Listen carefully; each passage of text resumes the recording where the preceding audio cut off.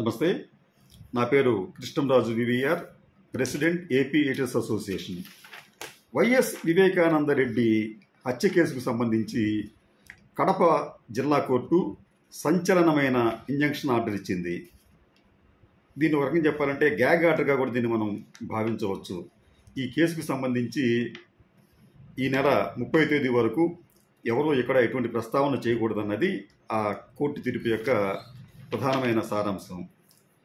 ఈ ఆర్డర్ రావటానికి కారణం ఏమిటంటే, గత కొంతకాలంగా తెలుగుదేశం పార్టీ నాయకులు, అలాగే వైఎస్ కుటుంబ సభ్యులు, ముఖ్యంగా వైఎస్ వివేకానంద రెడ్డి గారి కూతురు సునీత, షర్మిల తదితరులు ఈ కేసును తమ రాజకీయ ప్రయోజనాల కోసం వాడుకుంటున్నట్లుగా పదే పదే దాన్ని ప్రస్తావిస్తున్నారు. నిజానికి ఇది ప్రస్తుతం సిబిఐ కోర్టులో ఉంది. సిబిఐ విచారణ జరుపుతోంది. ఇది సబ్ జుడిసే, ఇది విచారణ పరిధిలో ఉంది కాబట్టి నిబంధనల ప్రకారం అయితే దీని మీద ఎవరు ఎటువంటి కామెంట్స్ చేయకూడదు. కానీ అసలు అది సబ్ జుడిసే అయినప్పటికీ కూడా ఎవరికి వారు ఒకవైపు మీడియాలో, ఒకవైపు బయట కూడా విచారణ చేస్తూ న్యాయ వ్యవస్థను కించపరిచే విధంగా వ్యవహరిస్తున్నారు. ఇలా ఎందుకు కావాల్సి వచ్చిందంటే, తాజాగా కడప కోర్టు ఇచ్చిన ఆర్డర్ మీద కూడా ఈ రోజున సునీత గారు ఒక ప్రకటన చేస్తూ అది అన్జస్టిఫైడ్ ఆర్డర్ అని చెప్పి అంటారు. అన్జస్టిఫైడ్ ఆర్డర్ అని చెప్పి మీరెట్లా నిర్ణయిస్తారు? అంటే మీకు మీరే ఒక కోర్టుగా భావించి ఒక వ్యాఖ్యానం చేస్తారా? అది ఆ ఆర్డర్ అనేది జస్టిఫైడా అన్జస్టిఫైడా అనేది పైకోర్టు తేల్చాలి. అసలు మీరు పైకోర్టుకి వెళ్లకుండానే అది అన్జస్టిఫైడ్ ఆర్డర్ అంటే, ఈవిడ సునీత గారు ఈ కేసుకు సంబంధించి మొదటి నుంచి కూడా ఒక పద్ధతి పాడు లేకుండానే ఆమె వ్యవహరిస్తున్నారేమో అని చెప్పే భావన కలుగుతోంది. ఈ కేసు హత్య జరిగిన కొంతకాలం వరకు కూడా ఆమె జగన్మోహన్ రెడ్డి గారిని పూర్తిగా నమ్ముతున్నానని చెప్పారు. సిబిఐ ఎంక్వైరీ కావాలని చెప్పన్నారు. సిబిఐ ఎంక్వైరీ తర్వాత ఆవిడ పూర్తిగా తన వైఖరిని మార్చుకున్నారు. అవినాష్ రెడ్డిని దీంట్లో ఒక దోషిగా కాదు, ఒక నేరస్తుడిగానే ఆమె పేర్కొంటూ తన వర్షన్ మార్చుకున్నారు. ఇది ఎంతవరకు భావ్యం? అది నిజానికి ఒక నిందితుడికి నేరస్తుడికి మధ్యన చాలా తేడా ఉంది. నిందితుడు అంటే కేవలం ఆరోపణలు ఎదుర్కొనే వ్యక్తి. ఈ ఆరోపణలు రుజువైనప్పుడు, శిక్ష పడినప్పుడు మాత్రమే అతను నేరస్తుడిగా మారతాడు. కానీ దురదృష్టవశాత్తు సునీత అలాగే ఇతరులు వారు చేస్తున్న ప్రచారంలో నిందితులను కూడా నేరస్తులుగా చిత్రీకరిస్తూ వారి హక్కులను కాలరాస్తున్నారు. అంటే గౌరవప్రదంగా జీవించే హక్కును వారు కాలరాస్తున్నారు. సునీత గారు ఏమంటారు? ఈ కేసుకు సంబంధించి నలుగురు నేరస్తులుగా మారిపోయారు, వారి మీద చర్యలు తీసుకోవట్లేదు. ఎవరు చర్యలు తీసుకుంటారు? జగన్మోహన్ రెడ్డికి దీనికి సంబంధం ఉంది. ఇది సిబిఐ కోర్టులో ఉంది, సిబిఐ విచారణలో ఉంది. జగన్మోహన్ రెడ్డికి అసలు ఏమాత్రం సంబంధం లేదు. ఆయన్ని కూడా దీంట్లో ఒక భాగంగా ఆవిడ మార్చేస్తున్నారు. సాక్షుల్ని బెదిరిస్తున్నారు. సాక్షుల్ని బెదిరిస్తే విచారణ సంస్థలు ఎందుకు ఊరుకుంటాయి? ఇక్కడ అసలు సునీత గారి వ్యవహారం నిజంగా చాలా ఇబ్బందికరంగా, కోర్టులనే సవాల్ చేసే విధంగా కూడా ఉంది. ఇటీవల ఆమె ఒక ప్రెస్ మీట్ పెట్టి ఆవిడ వ్యవహరించిన తీరు కూడా ఎబ్బెట్టుగానే కనిపిస్తుంది. ఆవిడ మాట్లాడే విధానం కానీ, ఆవిడ నుంచున్న విధానం కానీ, ఆవిడ హావభావాలు కానీ ఎంతో ఎబ్బెట్టుగా ఉంటాయి.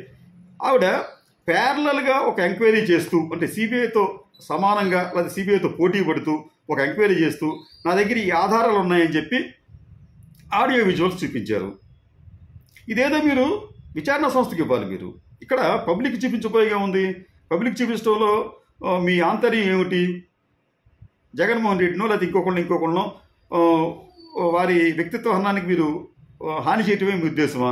లేకపోతే ఈ కేసులో మీకు న్యాయం జరగడం ముఖ్యమా? మీకు న్యాయం జరగాలనుకుంటే మీ దగ్గర సమాచారం తీసుకెళ్ళి మీరు కోర్టులకు అప్పచెప్పాలి. అలా చేశారా మీరు?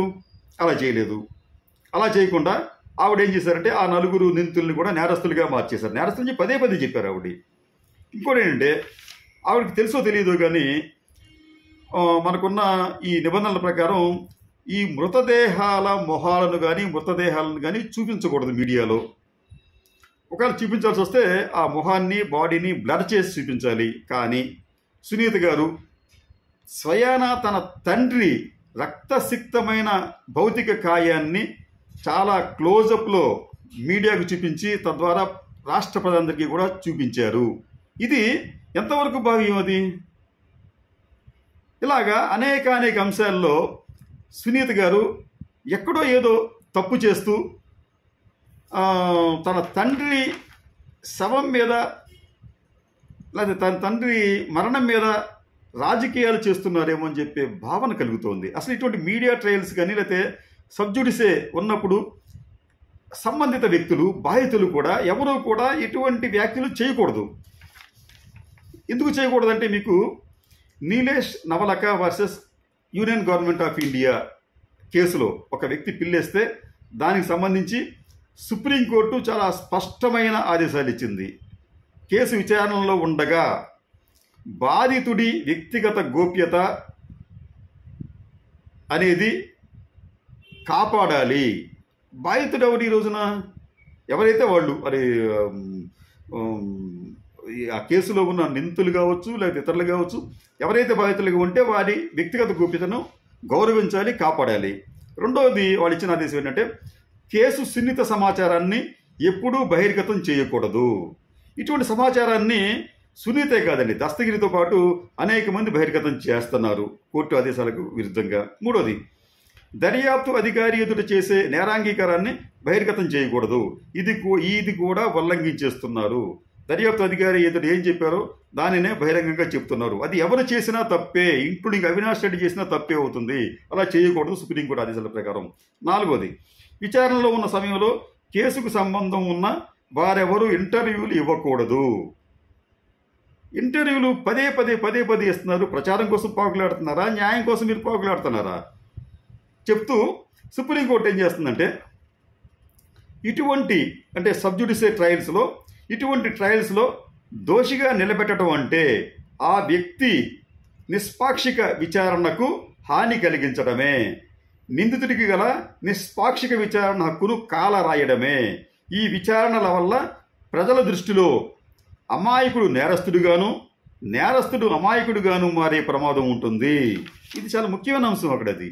వీళ్ళు చేస్తున్న ఇటువంటి పనుల వలన, అనాలోచిత పనుల వలన, అవివేకమైన పనుల వలన నిందితులుగా ఉన్నవాళ్ళు నేరస్తులుగా మారిపోతున్నారు. కోర్టులు తీర్పు ఇవ్వట్లేదు, ముందు వీళ్ళు తీర్పిచ్చేస్తున్నారు. ఇది వారి కుటుంబాలని ఎంతగా బాధిస్తుంది. మీకు ఒక ఉదాహరణ చెప్తాను. మీకు గోద్రా కేసులో మోడీ గారు అలాగే అమిత్ షా గారు ఇద్దరూ కూడా నిందితులుగా ఉన్నారు అని చెప్పి అనుకుంటారు. అయితే వారు నిందితులుగా అనేక సంవత్సరాల పాటు ట్రయల్స్లో విచారణకు కూడా హాజరయ్యారు, అంత బాగానే ఉంది. కానీ వారి మీద కేసులు ప్రూవ్ అవ్వకముందే వారిని దోషులుగా, నేరస్తులుగా చిత్రీకరిస్తూ వారి వ్యక్తిత్వాన్ని హననం చేశారు. ఆ తర్వాత కోర్టు ఈ మధ్యకాలంలో, సుప్రీంకోర్టు ఈ మధ్యకాలంలో వారిని నిర్దోషులుగా తీర్పు ఇచ్చింది. కానీ వారు నిర్దోషులుగా తీర్పు ఇవ్వడానికి ముందే నేరస్తులుగా ముద్ర వేయించుకున్నారు ప్రపంచం ఎదుట. ఎంత స్థాయి దాకా వెళ్ళిందంటే కోర్టు తీర్పు ఇవ్వకుండానే, కోర్టు నుంచి తీర్పు రాకుండానే ఆయన ఒక ఆరోపణలు ఎదుర్కొంటున్న వ్యక్తిగా ఉన్న సమయంలోనే అమెరికా ఆయనకు వీసానివ్వడం నిరాకరించింది. పశ్చిమ దేశాల పత్రికలు ఆయనను, అమిత్ షా గారిని నేరస్తులుగా చిత్రీకరించాయి. ఇండియాలో ఒక వర్గం కూడా ఆయన్ని నేరస్తులుగా చిత్రీకరించాయి. అంటే ఇదంతా ఏమవుతుందంటే ఈ ట్రయల్స్, సబ్జుడిషే ఉన్న మ్యాటర్స్లో మన అభిప్రాయాలను వ్యక్తం చేయటం, ఈ మీడియా ట్రయల్స్ కారణంగా గొప్ప గొప్ప వ్యక్తులు సైతం తప్పు చేయకపోయినా నేరస్తులుగా సమాజం ముందు తలదించుకోవాల్సిన పరిస్థితి ఏర్పడుతోంది. ఈ నేపథ్యంలో సునీత గారు కూడా కోర్టు తీర్పులను గౌరవించాలి, కోర్టు ఆదేశాలను గౌరవించాలి, కోర్టు ఏం చెప్పిందో వినాలి, సబ్జుడిషే ఉన్న మ్యాటర్లో కాస్త నిగ్రహం పాటించాలి. తమ దగ్గర సమాచారం ఉంటే, ఆధారాలు ఉంటే వాటిని తీసుకెళ్ళి ఆ దర్యాప్తు సంస్థలకు అందజేయాలి. అంతేగాని అవన్నీ కూడా బయటపెట్టి తన తండ్రి భౌతికాయాన్ని కూడా ప్రజలకు చూపించి ఏమి పొందాలనుకుంటున్నారు ఆవిడ, ఎటువంటి రిలీఫ్ పొందాలనుకుంటున్నారు? కాబట్టి సునీత గారు ఇప్పటికైనా కానీ ఈ ఆర్డర్స్ వచ్చిన నేపథ్యంలో ఆవిడ తన వైఖరిని మార్చుకుంటే మంచిది.